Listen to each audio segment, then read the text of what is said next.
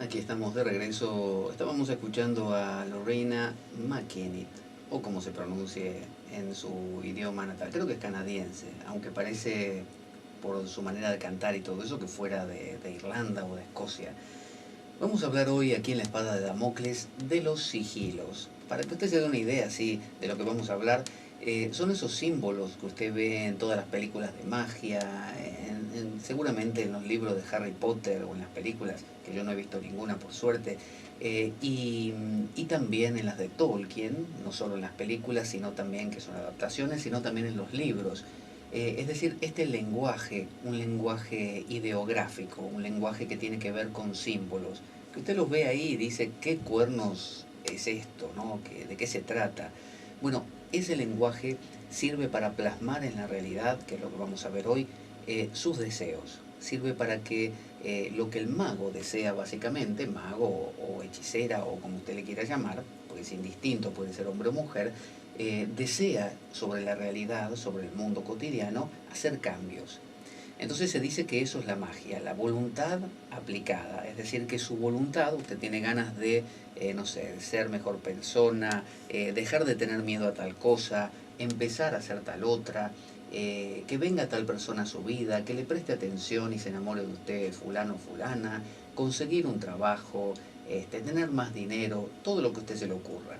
Entonces usted estará pensando, Pablo se vuelve loco, es decir, por medio de símbolos, cómo vamos a afectar a la realidad. Bueno, tenga paciencia y verá cómo esto no solo es posible, sino que es muy lógico. Los sigilos, que es de lo que vamos a hablar hoy, su traducción, lo que significan, es algo así como sello. Y es decir, como algo que se marca, como cuando usted marca ya sea con tinta o con, ya sea sobre la arcilla, como se hacían esos sellos lacrados que se hacían sobre cera, por ejemplo, derretida, y ve usted que queda una marca.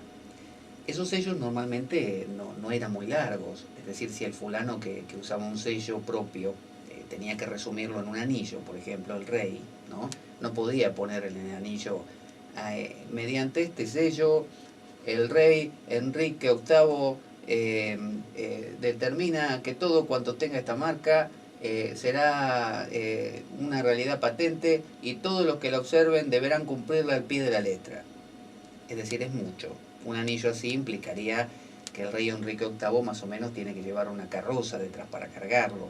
Entonces un anillo tenía que resumir, si tenía un símbolo, tenía que resumir en ese símbolo muchas cosas. Bueno, un sigilo es una manera de resumir de manera pictórica, de manera con imágenes, y ya vamos a ver que con otras maneras alternativas también, no una, sino varias ideas. Tienen un punto en contacto con los glifos. Glifo significa también marca o sello también, impronta o tallado también, como cuando uno talla en la roca, talla en alguna superficie en la madera, por ejemplo, y genera una forma. Bueno, vio que los mayas o los mayas tenían sus glifos, también los chinos y luego los japoneses también, y muchas culturas, en lugar de tener letras como nosotros, tienen glifos.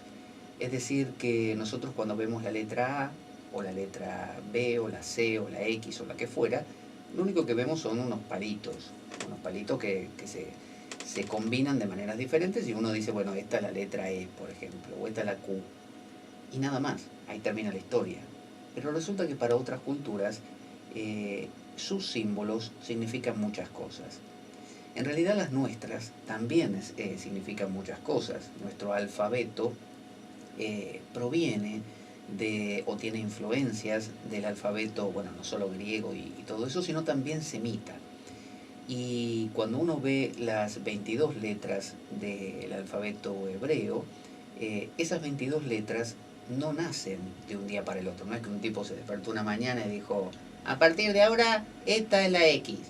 Y punto, ahí estaba. No, es un progresivo desarrollo de ciertas ideas que se van plasmando y van tomando una forma gráfica. Entonces, por ejemplo, la letra que tiene que ver con la protección quizá tiene forma de casa, ¿no? Por ejemplo, la letra Bet dentro del alfabeto hebreo tiene una forma de casa. y la letra, la que correspondería a nuestra A, es la Aleph, ¿no? La alfa griega, la Aleph, tiene forma de búfalo para los hebreos. Y bueno, tiene ciertas connotaciones. La Gimel, por ejemplo, es un camello, y así. Entonces, cada una de estas letras, Aleph, Bet, Gimel, Dalet, bueno, no me acuerdo del orden ahora, se corresponden con nuestras letras. Así que nuestras letras también tienen un simbolismo detrás. Lo que pasa que, como tantas cosas, lo hemos olvidado, lo hemos simplificado y todo se ha transformado en algo que es materia simplemente de unos palitos que se combinan para decir ciertas cosas. Bueno, el hecho es que vamos a recuperar hoy, mediante el estudio de los sigilos, una manera de volver a los ideogramas, volver a generar, como pasa todavía con los chinos, que uno ve una mezcla de palitos con rayitas y circulitos y un montón de cosas, y ese símbolo no representa una letra. Nosotros tenemos la A, la B, la C y hay que combinarlas para formar una palabra que a su vez signifique mesa, por ejemplo, ¿no? Pero la M suelta no es nada para nosotros. La E suelta no es nada, la S suelta no es nada y la A suelta tampoco. Sin embargo, para los antiguos sí. Y los chinos lo que hacen es juntar todo eso en un símbolo y quizás no dice en ese símbolo la palabra mesa. Dice, no sé, superficie donde apoyar cosas, mesa. Entonces ellos lo que tienen son ideas. Esos ideogramas son glifos. Bueno, esos glifos son también los sigilos. Y es lo que vamos, de nuevo digo, a aprender a hacer hoy.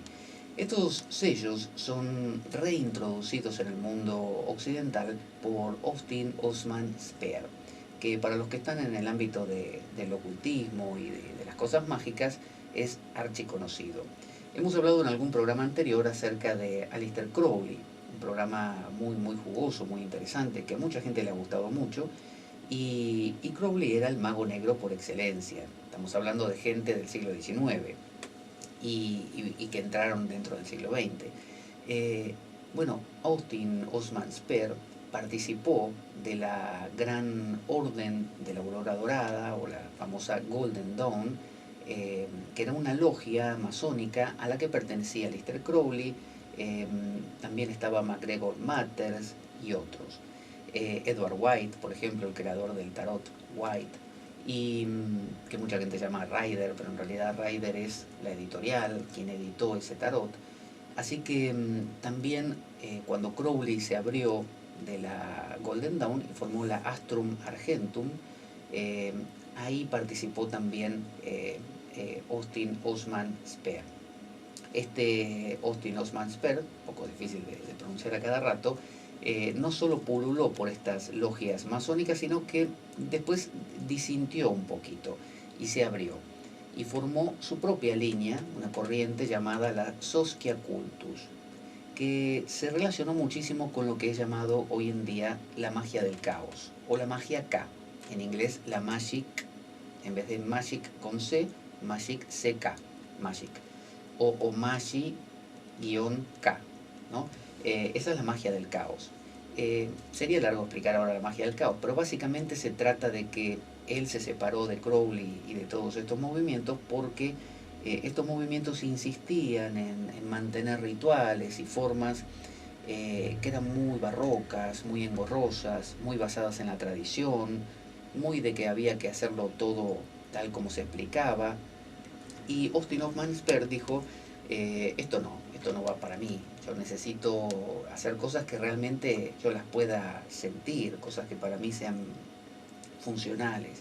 Así que creó toda una línea llamada la magia del caos, donde cada persona va creando sus propios símbolos, sus propias hasta deidades, le podría decir, sus propios modos, sus propios rituales, y no tiene ningún miedo en innovar. Y esta innovación, muy congruente con los años en que vivimos hoy, ¿no? Con nuestro siglo, se sintió como un aire fresco para la gente que estaba ya un poco cansada de tener que ascender en los peldaños de la logia masónica durante años solo para llegar a que le revelen el secreto, y el secreto quizá no eran más que más rituales para hacer. Entonces todo era muy engorroso. Austin Osman Spare le dio como un nuevo vuelco a todo esto. Y una de las cosas que este Osman Spare nos trajo fueron los sigilos. ¿Qué es un sigilo entonces? Es una manera muy simple de evitar todo ese ritual mágico, porque el ritual mágico incluye, no sé, la daga, ¿no? La daga mágica, la túnica, el cetro, bueno, de la copa, todo lo que tiene que ver con los elementos, el círculo mágico, el pentagrama, bueno, toda una cosa que uno tiene que preparar de antemano, generar un ambiente especial, recitar frases que a veces no tienen idea de dónde salen y que son larguísimas, invocaciones a deidades que eran vigentes en el pasado pero ya no ahora. Entonces Osman Spare lo que hizo fue, entre otras cosas, mediante los sigilos y la creación de sigilos, eh, producir la posibilidad o facilitar la posibilidad de tener una magia ahora. De que usted ahora, así como hacen los magos al estilo de Gandalf y que mueven su cetro y ya hacen magia, que no tienen que sentarse a hacer un ritual de horas, usted puede hacer cambios en su vida, cambios importantes.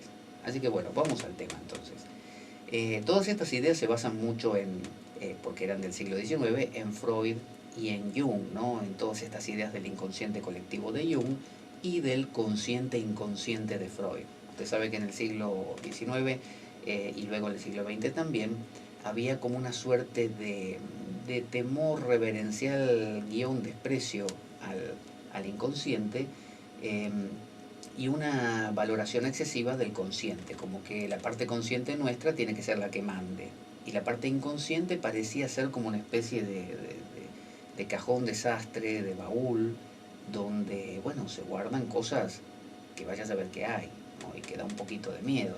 Entonces, la técnica de los sigilos se basa básicamente en enviarle un mensaje al inconsciente. Tenga en cuenta que la mayoría de las decisiones que usted toma en su vida están motivadas por algo que sale de alguna parte que usted no sabe cuál es. Por ejemplo, usted va a presentarse a una entrevista de trabajo y usted va con toda la gana de conseguir el trabajo, pero algo dentro de usted hace que en el momento que usted está sentado o sentada frente a su entrevistador, no sé, le empieza a temblar el labio superior, o le sudan mucho las manos, o no sé, o le agarra un tic en el ojo, o le dan ganas de ir al baño. Es decir, hay como una especie de, podríamos llamarle autosaboteo, pero que usted no quiere. Entonces, usted se da cuenta que ahí hay dos personas, básicamente. Usted utiliza ahí con toda libertad la frase de acá hay gente, ¿no? Es decir, acá hay más gente, no estoy yo solo, porque yo quiero conseguir el trabajo, ¿qué está pasando acá? Entonces usted descubre que hay un otro ahí.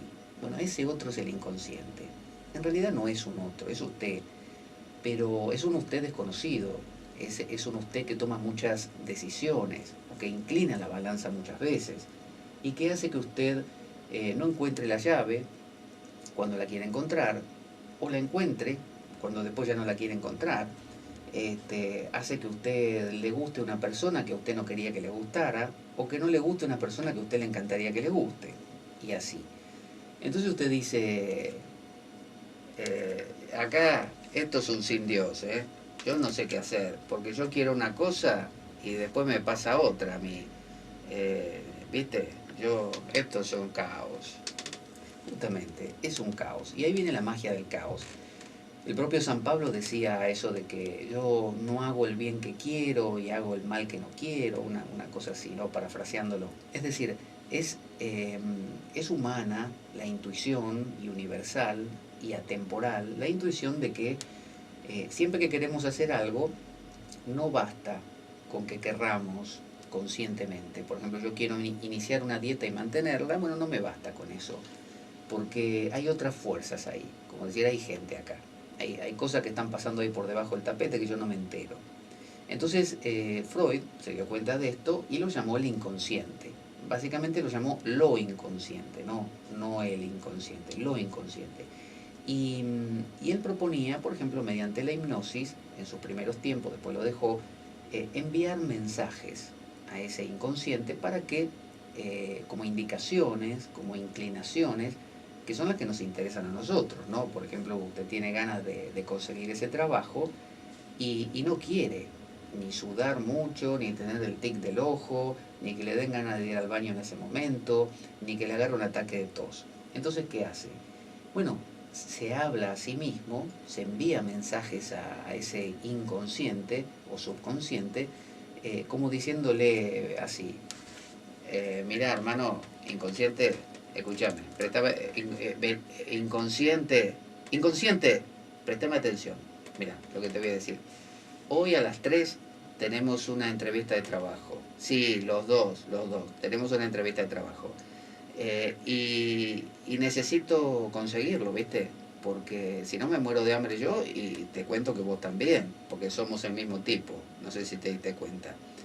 Así que cuando estemos a las 3 acordate, a las 1, 2, 3 a las 3 en la entrevista, frente al tipo que nos va a entrevistar, te pido por favor, escúchame, inconsciente, vení acá, vení, te estoy diciendo, escúchame, nada de tos, nada de tics, nada de ganas de ir al baño, nada de sudar, ¿se entiende? Sudor, humedad, nada.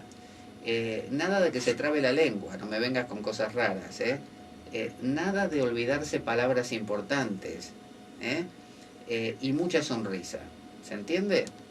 Bueno, quedamos así, ¿no? No te olvides, a las 3. Entonces, uno quisiera poder tener ese diálogo con el inconsciente. Obviamente, en la época de Austin Osman Spare y de Freud, el inconsciente era visto como un tarado, como que era una cosa que teníamos ahí abajo y que era complicada y que básicamente nos fastidiaba la vida todo el tiempo, haciéndonos hacer cosas que no queremos cuando las queremos hacer y haciendo que hagamos cosas, que no hagamos cosas que queremos cuando sí las queremos hacer. Entonces, por ejemplo, en la intimidad sexual, uno quiere que pasen cosas, pero bueno, a veces el inconsciente dice, no, ahora no va a pasar. Y no hay Dios que levante eso, por ejemplo, ¿no? Entonces, esa realidad se tornó importante. Entonces, ¿cómo enviarle un mensaje al inconsciente? ¿De qué manera le hablamos? Entonces alguno dirá, bueno, hay que hablarle así como acabamos de hablarle recién. Bueno, no funciona. Eso no funciona. ¿Por qué? Porque cuando usted le habla de esa manera a su parte inconsciente, por un lado la parte inconsciente no tiene el mismo lenguaje que usted. Es decir, el inconsciente sueña, ¿no? Es decir, expresa emociones a través de imágenes, de sueños, de metáforas, ¿no?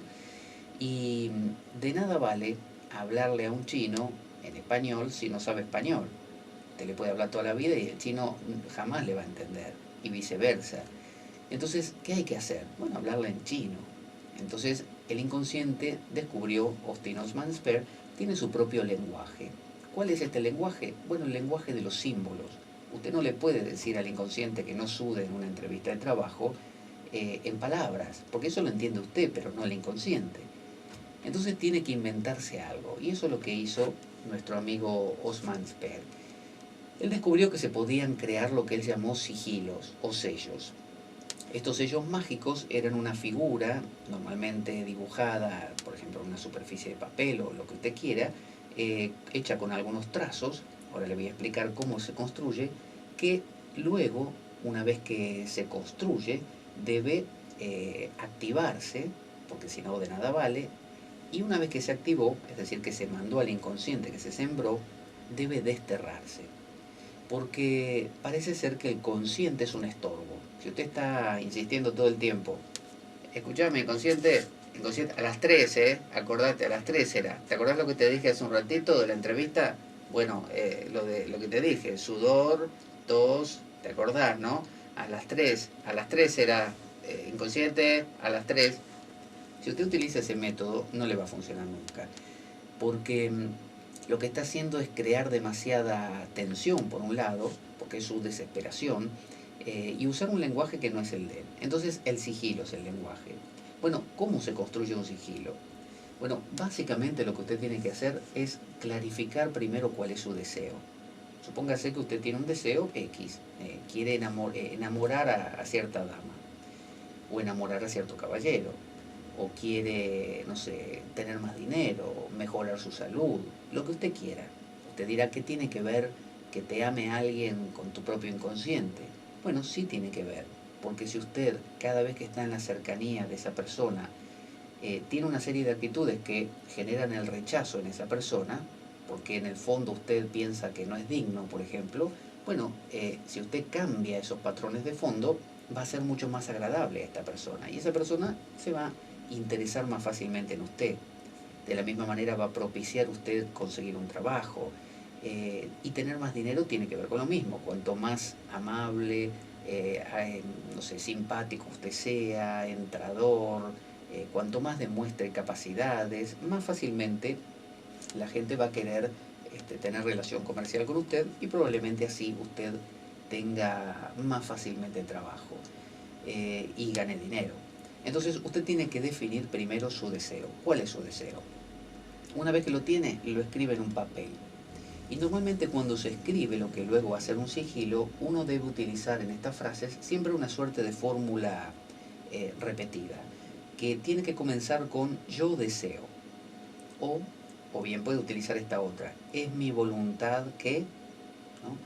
O bien yo quiero, pero no tiene que utilizar fórmulas negativas. Por ejemplo, no sé, no me gustaría que me caiga un piano en la cabeza, porque se dice, por empezar, que es complicado. Si usted le quiere decir algo a alguien, por ejemplo, le quiere decir, levántate de esa silla, es más fácil que decirle, Jorge, no te quedes sentado ahí, ¿eh? No es más fácil la primera, es más simple. Bueno, se dice que el inconsciente, cuando se le dice no tal cosa, él no lo borra y se queda con lo otro. Entonces, si usted le dice la frase, no quiero que me caiga un piano en la cabeza, el inconsciente va a borrar el no y se va a quedar con quiero que me caiga un piano en la cabeza. Y acto seguido le cae reverendo piano en la cabeza y lo parte al medio. Entonces, si usted no quiere que le pase eso, ¿qué tiene que hacer? Lo que tiene que hacer es hacer frases afirmativas, frases que afirmen lo que usted desea.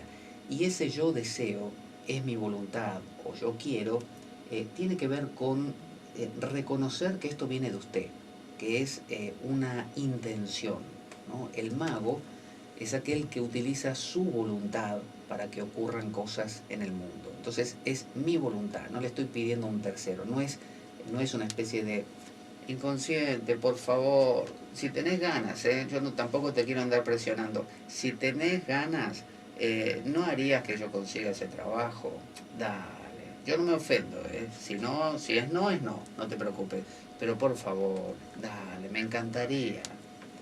Bueno, esa cosa salamera no.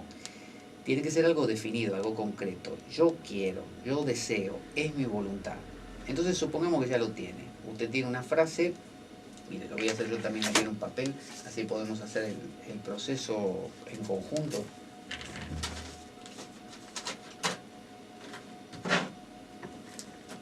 Bueno, por algún sitio tenía un bolígrafo, ha desaparecido Filemón, me lo habrá sacado, me parece. No me acuses a mí, no me acuses de todo.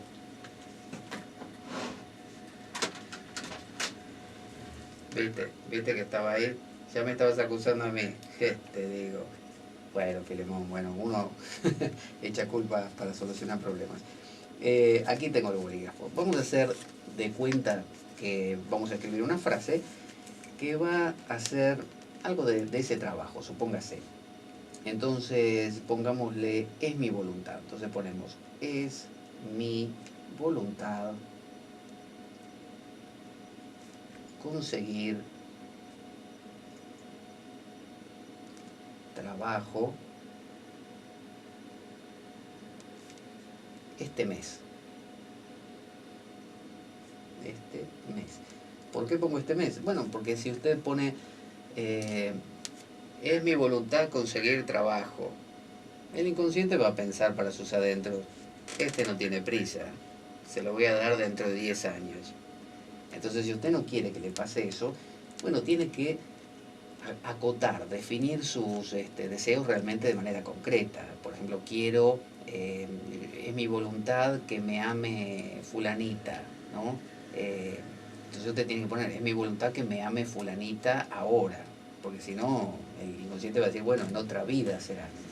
Entonces, acá tenemos la frase. Primer paso, definir la frase. Esto lo puede hacer con todas las frases que quiera y va a obtener montones de sigilos. Eh, Hay distintos métodos. Una vez que usted tiene el deseo definido, como en este caso que yo ya lo puse, es mi voluntad conseguir trabajo este mes. Está el método de las palabras, que es el primero que vamos a ver. Está el método de los mantras también. Está el método gráfico. Está el método automático y está el método tradicional. Entonces vamos a ver el método de las palabras. Usted tiene la frase, es mi voluntad conseguir trabajo este mes. Entonces, lo primero que hace es tachar aquellas, le conviene ponerlo en mayúsculas, le aconsejo, porque si lo pone en minúscula se le mezclan todas las letras.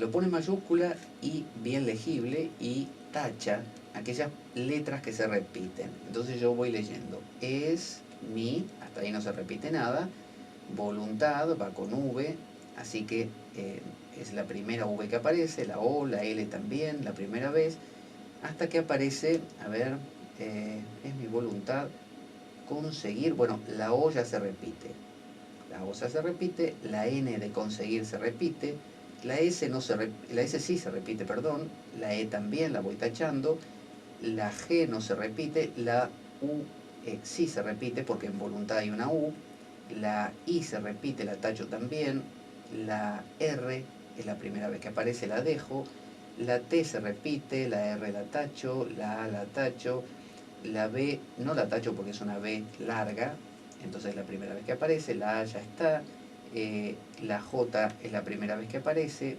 la E la tacho, la S la tacho otra vez, la E, la T, sigo tachando, la M, la E y la S. Bien, bien. A ver, esta, la S la había tachado, no la tengo que tachar aquí. Bien, ahí lo tengo. Entonces ahora lo paso en limpio abajo. Entonces me queda, es mi voluntad, C y S, porque todas las demás letras las he tachado. Entonces, fíjese, yo escribí mi deseo, es mi voluntad conseguir trabajo este mes. Taché todas las letras que se repetían y me quedó, es mi voluntad CS. Entonces, ¿qué hago con esto? Ahora estas palabras yo tengo que darles una forma gráfica. Entonces, las voy escribiendo en el propio papel, ya más grandes, y voy armando como si fuera un dibujo. Voy poniendo, por ejemplo, la E, hago una E grande, se lo estoy describiendo verbalmente, pero esto habría que mirarlo. Eh, Tengo que poner una S, de es mi voluntad, una S, entonces la pongo, no sé, medio de lado, como si estuviera haciendo un dibujo con las letras. Pongo una M, pero las puedo distorsionar si quiero, ¿eh? No necesito que las letras tengan la forma tradicional o que estén derechas, las puedo ir girando. Eh, la I, hago un palito que sale en alguna dirección. La V o B corta, la hago de lado y mirando hacia afuera. La O, la L, y así voy haciendo con todas las letras que me quedaron, que no son muchas, ¿no? Entonces las pongo todas, ahí las tengo, la A, la D, la S. Bien, entonces me queda como una especie de, digamos, una sopa de letras, ¿no? Todas letras mezcladas. Ahora esto yo lo tengo que estilizar más, así no me sirve, es demasiado evidente que son un montón de letras mezcladas. Entonces, quizás pueda yo de dos letras hacer una. Me parece que el mismo palito que hace una puede hacer dos. Así que fíjese que acá no tengo límites. No es que me digo, bueno, tengo que hacerlo de una manera ordenada, tengo que respetar todas las letras, no puede faltar ninguna, para nada. Si yo quiero una letra, la quiero quitar porque me parece que esa no va, no queda bien en el dibujo, en el gráfico, la quito. Voy mezclando las letras, voy uniendo con palitos, les voy dando formas más redondeadas hasta que me queda un gráfico que va a ser más pequeño, donde van a estar todas esas letras ya interaccionando. Y si puedo lo simplifico todavía más, hasta que quizás me quede una figura muy simple, con algunas líneas, algunas curvas, Y yo sé que en esa figura está contenido todo lo que anteriormente hice. Lo tengo todo ahí. Ese es mi sigilo, mi glifo. Si yo quiero, lo meto dentro de un marco, es decir, lo envuelvo, por ejemplo, en un círculo. Todo ello en un círculo protector, un círculo protector, o un cuadrado, o un triángulo. Entonces, fíjese, lo que hice fue tomar una frase, es mi voluntad conseguir trabajo este mes, quité todas las letras repetidas, las fui leyendo y donde se empezaron a repetir ya las fui tachando, luego me quedé con la frase corta que dio como resultado y con eso fui poniendo las letras en papel, pero de formas todas como sopa de letras, todas mezcladas, superpuestas inclusive, y las fui como si estuviera jugando como un niño, las fui uniendo, le fui estirando algunas letras, conectando unas con las otras. Si algunas me parecían que formaban un dibujo determinado, las dejaba que formen ese dibujo, hasta que me parecieran apetecibles, que me parecieran lindas, que me parecieran guapas. Entonces, ¿qué hice? Bueno, le di una forma muy simplificada, que si alguien lo ve jamás sabría que ahí está la frase es mi voluntad conseguir trabajo este mes, pero yo lo sé. Entonces ese es el gráfico que me quedó, ahí tengo un sigilo. Otras formas de armar un sigilo podría ser coger la misma frase y darle ahora un sentido mántrico. Supóngase que usted me dice, bueno, pero a mí lo gráfico no es lo mío, yo con lo gráfico no me llevo, yo necesito que algo sea sonoro, a mí las cosas me tienen que sonar. Bueno, lo que hace es toma esta misma frase resumida, es mi voluntad CS, que es donde yo ya taché las repetidas, y le tengo que dar a esta frase sonoridad. Entonces, por ejemplo, yo puedo decir, mire, es mi voluntad, ¿no? Y por otro lado CS. Entonces yo tomo la primera letra de cada una de estas palabras. La E de es, la M de mi, la V de voluntad y la C y la S por otro lado. Entonces se me ocurre que a mí me gusta la vocal, no sé, A, supóngase la A, y le pongo EA, después de cada una de las letras le pongo una A. Ea, ma, va, casa. Ea, va, ma, casa. ¿No? Perdón, ea, ma, va, casa. Así me quedó. Entonces ahí me quedó una palabra, ea, ma, va, casa. Yo podría intercalar otras vocales que no sean esas. Podría hacerlo con la U, eu, mubukusu. O mezclar una vocal con la otra y poner ea, mubukusu o ir intercalando como a mí más me guste. También puedo decir, bueno, ea, ma, va, casa no me gusta porque casa me suena a una casa. Entonces la última sílaba, la sa, la quito de ahí y la pongo por el medio. Y digo, la voy a poner después del ma. Entonces me queda ea, masa, vaca.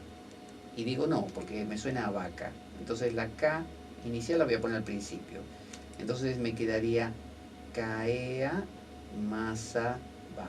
Caea, masaba. Y ahí tengo mi mantra. Caea, masaba. Lo apunto acá. Caea, masaba. Entonces yo ese mantra lo puedo utilizar, por ahora estamos viendo cómo se hace, no cómo se utiliza. Lo puedo utilizar como el mantra mío que representa es mi voluntad conseguir trabajo este mes. Fíjese, Caea Masaba. Suena a Hakuna Matata, yo ya sé. Pero así quedó. Yo podría haber utilizado otra vocal. Si a mí me gusta, ya les digo, la I, la O, las mezclo como quiero. Pero fíjese la libertad que tengo. Yo saco una sílaba, la pongo en otro lado. No me gustó una sílaba, digo Caea Masaba. Y digo, no sé, el CAE, bueno, no me gusta el CAE, me gusta que diga K nada más. Entonces digo Kamasaba, ya está, Kamasaba. Entonces, quiero decir, no hay límite. Yo puedo jugar con eso como quiero. Entonces, el primer método me permitió generar una figura gráfica, ¿no? Estilizando letras de una frase. El segundo método, método mántrico, me permitió crear un sonido con el cual trabajar que dice exactamente lo mismo. En el primero tengo una imagen gráfica, un glifo, y en el segundo método obtuve el Kaea Masaba, en realidad es Kae Masaba, pero yo le pongo una, mire, le voy a poner esa A que me gustó. Entonces le pongo Kae Masaba. Y yo puedo repetir el Kae Masaba como un mantra que va a ir generando la semilla en mi inconsciente de es mi voluntad conseguir trabajo este mes. ¿Qué le parece? Por ahora hemos visto solamente estos dos métodos, el de las palabras y el de los mantras. Ahora nos queda ver el método gráfico, el automático y el tradicional, y luego ver cómo lo vamos a activar. Vamos a escuchar una canción, vamos a escuchar un mantra cantado por Dave Stringer, llamado Samba Sadashiva. Y cuando regresemos, más sigilos para cambiar su vida. Por supuesto aquí en la Espada de Damocles, con nuestro amigo Filemón. No se vaya.